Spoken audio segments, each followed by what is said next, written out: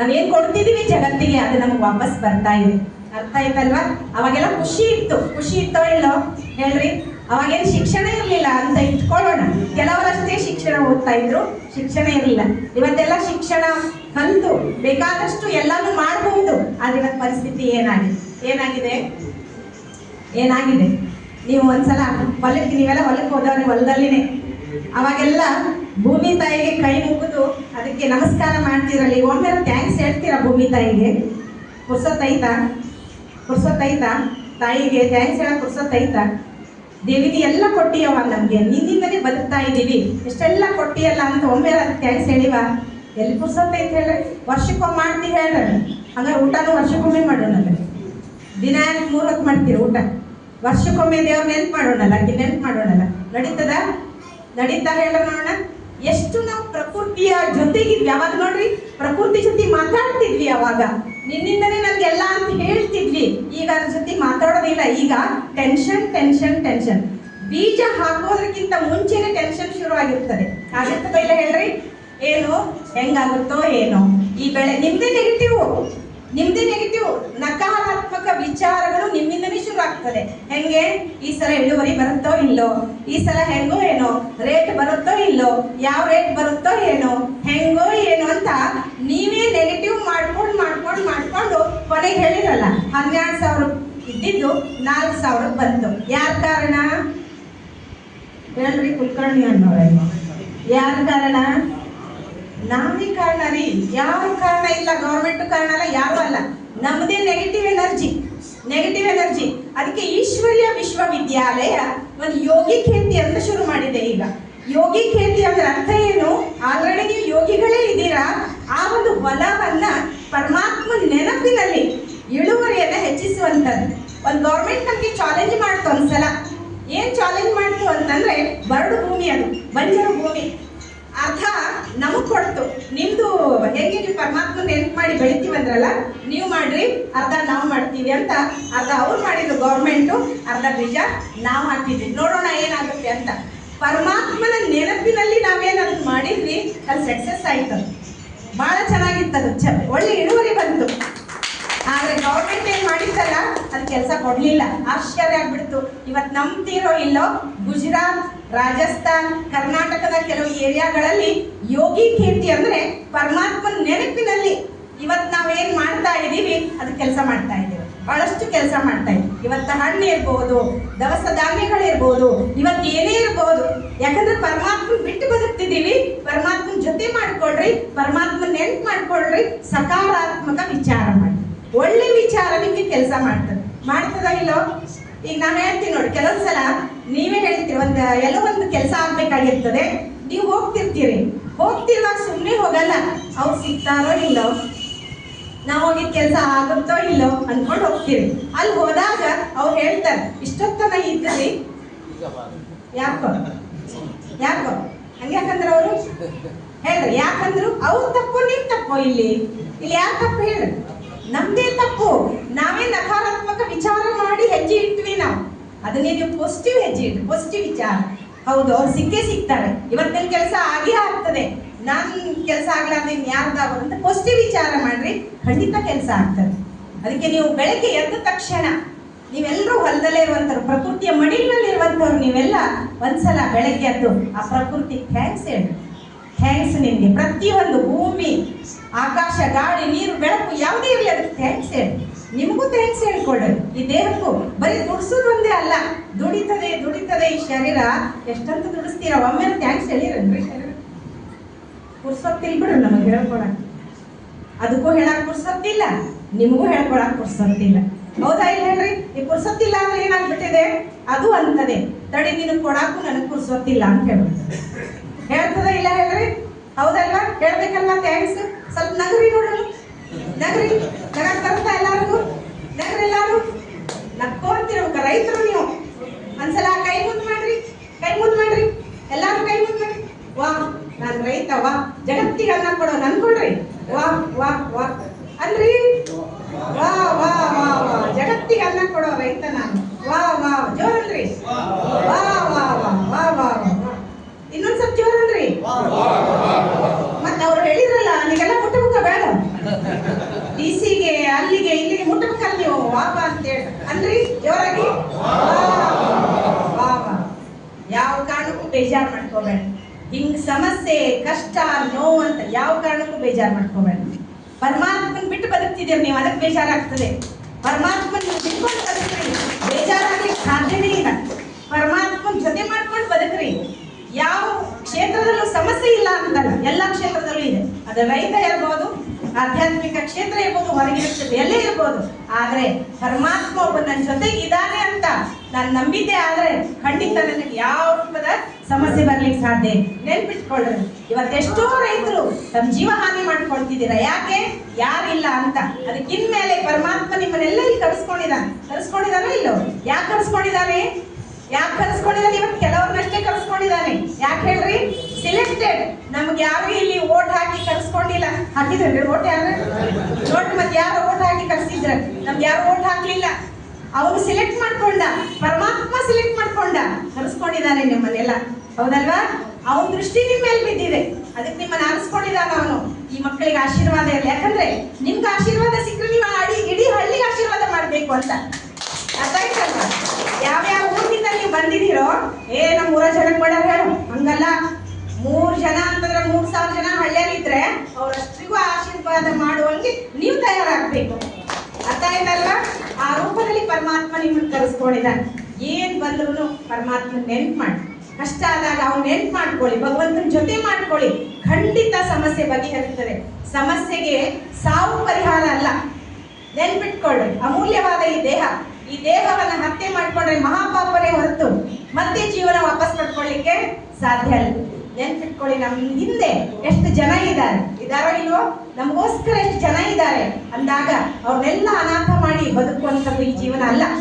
ಅವರೆಲ್ಲರಿಗೂ ನಾನೇನು ಮಾದರಿ ಆಗ್ಬೇಕು, ಆದರ್ಶ ಆಗ್ಬೇಕು. ಹೌದಾ ಇಲ್ಲೋ? ಅದಕ್ಕೊಬ್ಬ ರೈತ, ಒಂದು ರಾಜ್ಯ ಅದು. ಆ ರಾಜ್ಯದಲ್ಲಿ ರಾಜ ಹೇಳ್ತಿದ್ನಂತೆ, ಎಲ್ಲ ನನ್ನಿಂದ ಆಗ್ತದೆ, ಎಲ್ಲ ನನ್ನಿಂದನೇ ಆಗ್ತದೆ ಅಂತ ರಾಜ ಹೇಳ್ತಿದ್ನಂತೆ. ಒಬ್ಬ ರೈತ ಹೇಳ್ತಿದ್ನಂತೆ, ಎಲ್ಲ ರಾಜನಿಂದ ಅಲ್ಲ, ಉಪ್ಪರವಾಲ ಕಡಾಯಿನ ಉನ್ಸಿ ಹೋತ ಅಂದ್ರೆ ಮ್ಯಾಲಿದ್ದವನಿದಲ್ಲ ಅವನಿಂದ ಆಗ್ತದೆ ಅಂತ ಹೇಳ್ತಿದ್ದಾನೆ. ಮ್ಯಾಲಿದ್ದವನೇ ಎಲ್ಲ ಮಾಡ್ತಿದ್ದಾನೆ, ಮೇಲಿದ್ದವನೆಲ್ಲ ಮಾಡ್ತಿದ್ದಾನೆ ಅಂತ ರೈತ ನಂಬಿದ್ನಂತೆ. ಸಿಟ್ಟು ಬಂತು ರಾಜನಿಗೆ. ಅದ್ ಹೆಂಗ್ ಸಾಧ್ಯ? ಮೇಲಿದ್ದವನು ಏನ್ ಮಾಡ್ತಾನೆ, ಎಲ್ಲ ನನ್ನಿಂದನೇ ಅಂತ ಹೇಳಿ ಒಂದ್ಸಲ ಸೈನಿಕರನ್ನ ಕಳಿಸ್ತಾನೆ, ಹಿಡ್ಕೊಂಬರ್ರಿ ಅವನ್ ಅಂತ ಹೇಳಿ. ರೈತನ ಹಿಡ್ಕೊಂಬರ್ತಾರೆ. ಹಿಡ್ಕೊಂಡ್ ಬಂದು ಆ ರಾಜನ ಮುಂದೆ ನಿಲ್ಲಿಸ್ತಾರೆ. ರಾಜನಿಗೆ ಕೇಳ್ತಾರೆ, ಏನಪ್ಪಾ ನೀ ಏನೋ ಹೇಳ್ತೀಯ ಅಂತಲ್ಲ ಎಲ್ಲಾರ್ಗು? ಹೌದ್ರಿ, ಎಲ್ಲ ಮ್ಯಾಲಿದ್ದವನೇ ಮಾಡೋದು ಅನ್ನಂತ. ರೈತ ಹೆದರ್ಲಿಲ್ಲ ಅವನು, ಯಾಕಂದ್ರೆ ರೈತ ಹೆದರುದಿಲ್ಲ, ಬರ್ಕೋಲ ಹಿಡ್ಕೊಂಡು ಕುಂತಿರ್ತಾರೆ, ಹೆದರ್ತಾರೆ. ಹೌದಾ ಇಲ್ಲ? ಆಗ ಹೇಳಿದ್ದಂತವನು ಮೇಲಿದ್ದವನಿಂದನೇ ಆಗೋದು, ನಿನ್ನಿಂದ ಅಲ್ಲ ಅಂತ ಹೇಳಿದ್ದಾನೆ.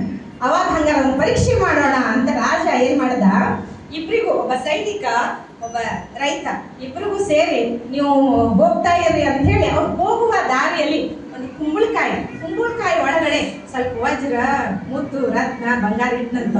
ಹಿಂಗ್ ಹೋಗೋ ದಾರಿ ಒಳಗ ಅದನ್ನ ಇಟ್ಟಿದ್ನಂತೆ. ಆ ಇಟ್ಟಾಗ ಏನಾಯ್ತು ಅಂತಂದ್ರೆ, ಇವ್ ಏನಿತ್ತಲ್ಲ ಸೈನಿಕ, ಫಸ್ಟ್ ಅವನಿಗೆ ಸಿಗುತ್ತ್ರಿ ಅದು ಕುಂಬಳಕಾಯಿ, ಅವನಿಗೆ ಸಿಗುತ್ತ. ಇವ್ ಕುಂಬಳಕಾಯಿ ಅನ್ಕೊಂಡು ಏನ್ ಮಾಡ್ದ, 20 ರೂಪಾಯಿಗೆ ಮಾರ್ ಹೋಗ್ಬಿಟ್ಟ. ಯಾರು? ಸೈನಿಕ 20 ರೂಪಾಯಿಗೆ ಮಾರ್ ಹೋಗ್ಬಿಟ್ಟ ಒಂದ್ ಅಂಗಡಿಗೆ. ಈ ಇವನಿದ್ನಲ್ಲ ಯಾರು? ರೈತ. ಹೀಗೆ ಅಡ್ಡಾಡ್ತಾ ಅವನು ಬಂದು ತರಕಾರಿ ಬೇಕಾಗಿತ್ತ, ಕುಂಬಳಕಾಯಿನೇ ತಗೊಂಡ್ರ ಆಯ್ತು ಅಂತ ಹೇಳಿ ಅವ 20 ರೂಪಾಯಿ ಕೊಟ್ಟು ಕುಂಬಳಕಾಯಿ ತಗೊಂಡ. ಏನ್ ಮಾಡ್ದ? ಕುಂಬಳಕಾಯಿ ತಗೊಂಡ. ಮನಿಗೆ ಹೋಗಿ ನೋಡ್ತಾನೆ, ಕುಂಬಳಕಾಯಿ ಒಳಗೆ ಏನೈತ್ರಿ? ಈಗ ರಾಜ ಕೊಟ್ಟಿದ್ದು, ಉಪ್ಪರವಾಲ ಕೊಟ್ಟಿದ್ದು. ಹೇಳ್ತೇವ್ರಿ, ಏನ್ ಹೇಳ್ತೀರಿ ಈಗ? ಯಾರು ಕರೆಕ್ಟ್? ಯಾರು ಹೇಳ್ರಿ ಈಗ?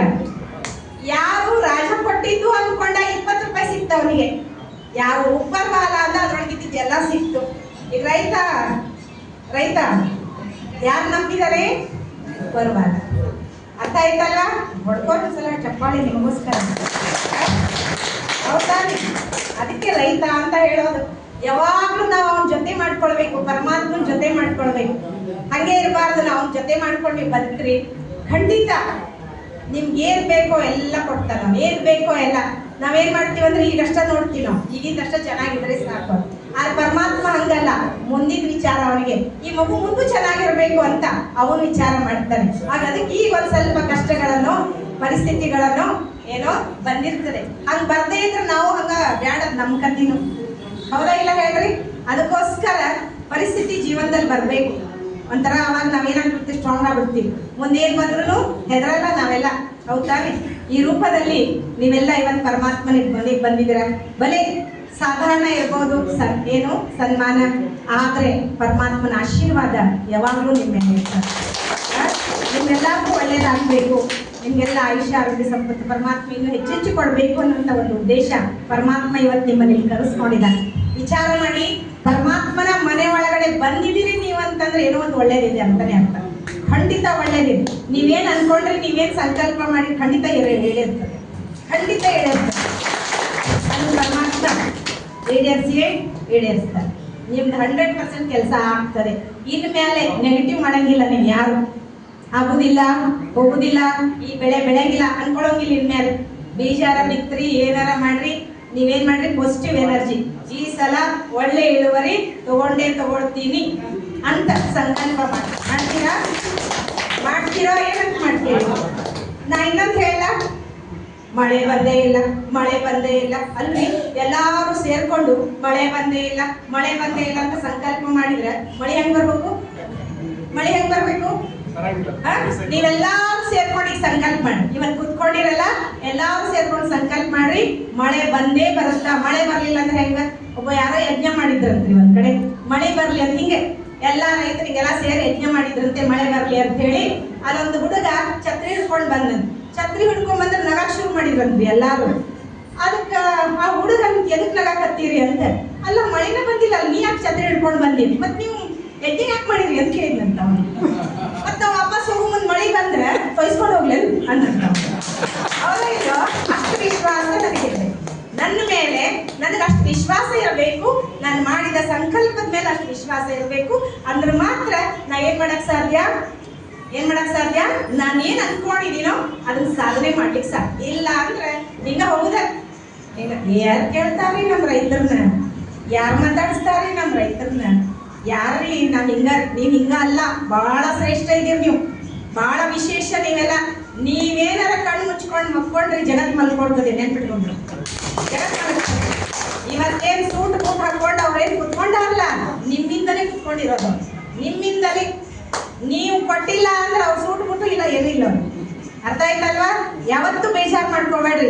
ನಾನು ರೈತ, ನನಗೆ ನೀವು ಯಾವಾಗಲೂ ಅನ್ಕೊಳ್ಳಿ ನಾನು ಬಹಳ ಶ್ರೇಷ್ಠ. ಇವತ್ತು ಹೇಳಿದ್ದಲ್ಲ, ಯಾರ ಬೇಜಾರು ಮಾಡಿದ್ರು ಅಂತಾನೆ, ಸರಿ ಸೈಡ್ ಸರ್ಸರ್ ಭಾಳ ಜನ ಅದ, ರೈತ ಬಂದು ಸರಿ ಅನ್ನೋರು. ಆದ್ರೆ ನೀವು ಅವಾಗ ಅನ್ಕೋರಿ, ನಾನು ಭಾಳ ಶ್ರೇಷ್ಠ, ವಾ ಏನ್ ಅನ್ಕೋರಿ ಅಂದ್ರಲ್ಲಿ ಇನ್ನೊಂದ್ಸಲ ವಾ ಅಂತೇಳಿ, ವಾ ಅನ್ಕೋರಿ ಜೋರಾಗಿ. ವಾ ನಾ ಸಾಮಾನ್ಯ ಅಲ್ಲ, ನಾನು ಯಾರು? ವಾ ನೀನು ಊಟ ಆಗೋದು ನಾವೇ ಅಂತ ಅವ್ರ ಮುಂದೆ ಹೇಳ್ಬೇಡ್ರಿ. ಮತ್ತೆ ಅವ್ರ ಮುಂದೆ ಹೋಗಿ ಹೇಳ್ಬೇಡ್ರಿ, ಮತ್ತೆ ಬೇರೆ ಬಿಡ್ತಾರ. ಮನಸ್ಸಾಗ ಅನ್ಕೊಂಡು ಹಿಂಗೆ ಕೊಡೋದು ನಾನೇ ಹೇಳೋದು ಒಂದು ಹಿಂಗೆ ಅನ್ಕೊಂಡು ನೀವು ಮನಸ್ಸಾಗ. ಅರ್ಥ ಆಯ್ತಲ್ವಾ? ಮತ್ತೆ ಅವ್ರ ಮುಂದೆ ಹೋಗಿ ಹಿಂಗಲ್ರಿ ಓಪ್ಷನ್ ತೆಕ್ಕೊಂಡು ಹೇಳ್ಕೊಟ್ಟಾರ ನನಗೆ, ಅದಕ್ಕೆ ಹೇಳ್ಕೊಟ್ಟ ಹಂಗಲ್ಲ ಅದು ಅಲ್ವಾ?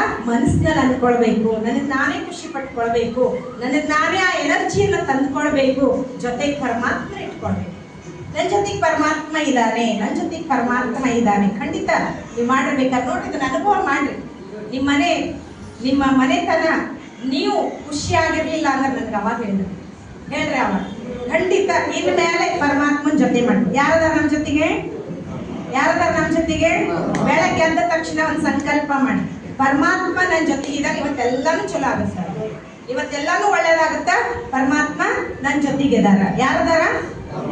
ಪರಮಾತ್ಮ ನನ್ನ ಜೊತೆಗದ. ಇವತ್ತೆಲ್ಲಾನು ಒಳ್ಳೇದಾಗುತ್ತೆ, ಎಲ್ಲಾನು ಒಳ್ಳೇದು. ನಾವು ಎದ್ದು ಕೂಡಲೇ ಅಂತೀವಿ, ಇವತ್ತು ಯಾರ್ದ ಮುಖ ನೋಡದೆ ಇವತ್ತು ಏನಾಗುತ್ತೆ ಅನ್ಕೋತೀವ? ಇಲ್ಲಿ ಹೇಳಿ, ಯಾರ್ದ ಮುಖ ನೋಡ್ದೆ ಇವತ್ತು, ಯಾರ್ದ ಇವ್ರ ಮುಖ ನೋಡದೆ ಇವತ್ತು ಏನಾಗುತ್ತೆ? ಹಿಂಗ ಒಬ್ಬ ಇದ್ನಂತ್ರಿ, ಬೆಳಗ್ಗೆ ಎದ್ಕೊಂಡು ಬೆಕ್ಕಿನ ಮುಖ ನೋಡಿದ್ನಂತ. ಯಾರ ಮುಖ? ಬೆಕ್ಕಿನ ಮುಖ. ಅವಾಗ ಅನ್ನಂತೆ ಮನೆಯೊಳಗೆ ಹೋಗಿ ಹೆಂಡತಿಗೆ ಅನ್ನಂತ, ಇವತ್ತು ಬೆಕ್ಕಿನ ಮುಖ ನೋಡದೆ ಏನಾಗುತ್ತೆ. ಆಮೇಲೆ ಹೋಗ್ಬಿಟ್ಲ ಡ್ಯೂಟಿಗೆ, ಹೋಗು ಮುಂದೆ ಅನ್ಕೊಂಡಂತ, ಇವತ್ತು ಬೆಕ್ಕಿನ ಮುಖ ನೋಡದೆ ಏನಾಗುತ್ತೆ ಏನೋ. ಕೆಲ್ಸಕ್ಕೆ ಹೋದ್ನಂತ್ರಿ, ಗಾಡಿಯಾಗ ಹೋಗು ಮುಂದನು ಇವತ್ತು ಬೆಕ್ಕಿನ ಮುಖ ನೋಡದೆ ಏನಾಗುತ್ತೆ ಏನು. ಆಫೀಸಿಗೆ ಹೋದ, ಅಲ್ಲೂ ಹಂಗೆ ಬೆಕ್ಕಿನ ಮುಖ ನೋಡದೆ ಏನಾಗುತ್ತೆ. ಆಫೀಸ್ ಎಲ್ಲ ಮುಗಿಸ್ಕೊಂಡು ವಾಪಸ್ ಮನೆಗೆ ಬಂದು ಅನ್ನಂತ, ಬೆಕ್ಕಿನ ಮುಖ ನೋಡದೆ ಏನಾಗುತ್ತೆ ಏನು. ಹೇಳ್ತಿ ಅಂದ್ಲಂತೆ. ಇವತ್ತು ನೀವೇನ ಬೆಕ್ಕಿನ ಮುಖ ನೋಡಿದ್ರಿ, ಆರಾಮಾಗಿ ವಾಪಸ್ ಮನೆಗೆ ಬಂದಿರಿ. ಇವತ್ತದು ನಿಮ್ಮ ಮುಖ ನೋಡಿತ್ತು, ಆಕ್ಸಿಡೆಂಟ್ ಆಗಿ ಸತ್ತು ಹೋದ್ರಿ ಅಂತ. ಅರ್ಥ ಆಗ್ತದೆ ನಾವು ಹಂಗ